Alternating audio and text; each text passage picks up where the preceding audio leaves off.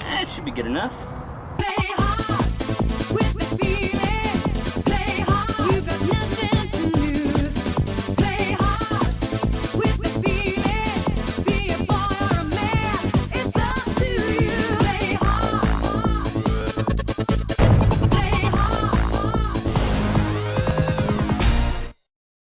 Oh my god, the zombies are attacking! And apparently everybody's blood is pink now. Left 4 Dead is a game that I heard about maybe a week before it actually came out, and I'm wondering how that's even possible. I mean, it's a first-person shooter, zombie apocalypse, made by Valve.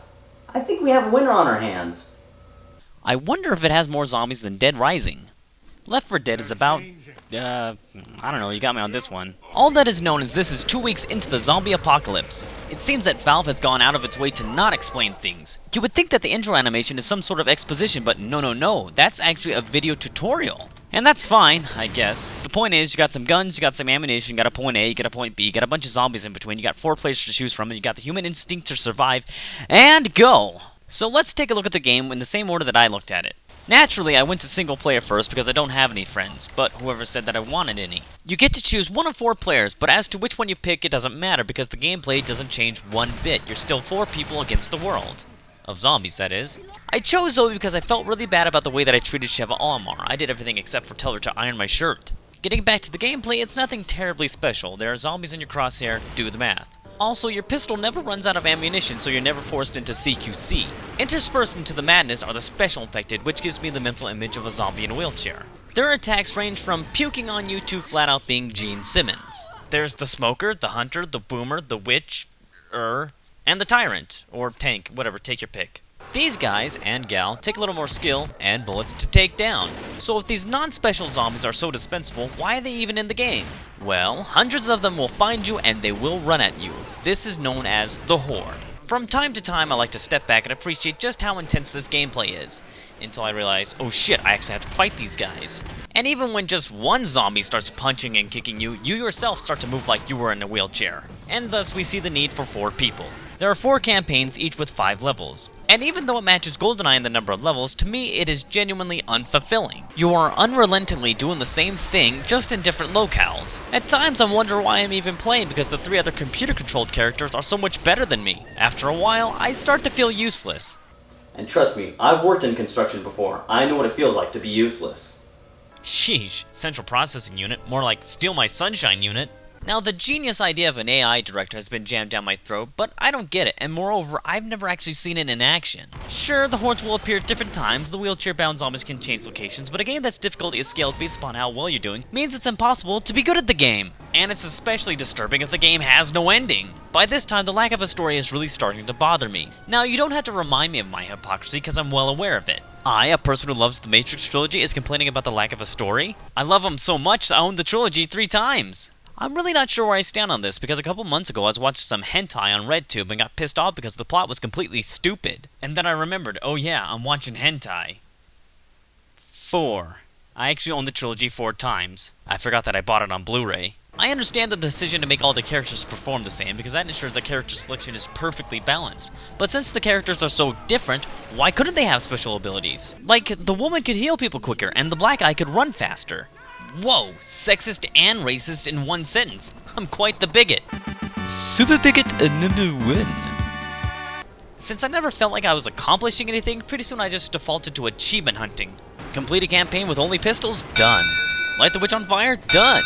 100 headshots? Gladfully done. Complete all the campaigns on expert. Okay, complete any campaign on expert.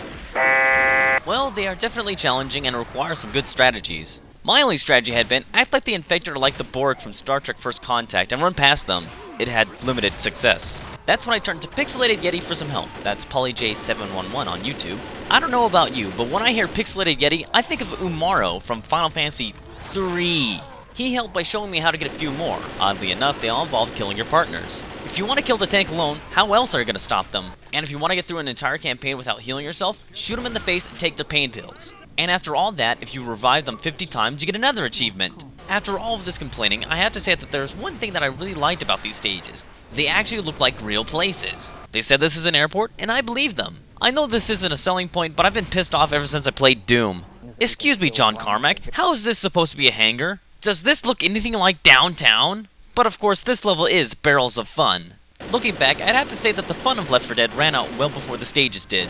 I know that saying such a thing will expose me to lethal amounts of faggotry, but hold on, you can hate me later. Once I started playing multiplayer co-op, the game became 10 times better. Partially because it's much less insulting for a human player to be better at the game. The ability to talk to another person and form intelligent strategies makes the game shine and showcases everything I've really liked about cooperative gameplay. So there you go, it took me 5 minutes to tell you something that you already knew. Left 4 Dead is a multiplayer-only game. If I had any complaints about this, you couldn't really blame me because I've never bought into the supposed infinite replay value of multiplayer. I don't know about you, but I'm a busy guy, I got stuff to do. The first game that I bought with my 360 was Halo 3, not because I thought the franchise was great, it's because it's a Halo 3 Edition 360 and I thought if I didn't, the universe would explode. I never played the single player because there was a girl at work who said she'd play with me online. It was fun, but when she lost interest in me, I swiftly lost interest in the game. Gears of War 2 was a pleasant surprise, and I played the team stuff for about a month. However, it started to wane on me once I remembered that one of my mantras was, I hate depending on other people for success. See also my adventure with Rock Band. 5. This was a recent purchase. The last mode I tried you can throw away because co-op is so much better than it. In Versus, you have the chance to play as a special infected, and the idea sounds awesome, but really, it's impossible to have fun, and I dare you to prove me wrong. As a special infected, you'll be killed fairly quickly, and to make the game, I don't know, fair, you have to wait like half a minute to respawn. I never really got to spend any quality time attacking the humans, and when I spawned into a tank, they refused to attack me because they're too smart. The waiting to playing ratio is just way too high. Oh, and remember how I said I dare you to prove me wrong? I take it back. You wouldn't believe to what extent that I just don't care. I still really like the idea of playing as the enemy. It makes me view them as real people. Oh my god, I just had the worst idea ever. So when will these brains be done? It should be a few more minutes. You know, Boomer's starting to really get on my nerves. Really? How?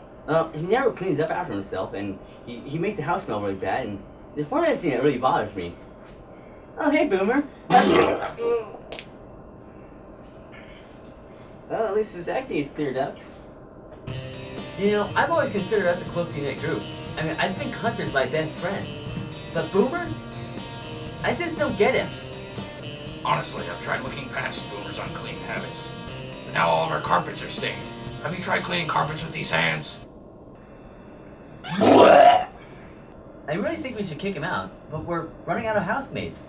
Witch already left because he constantly freaks out on everything.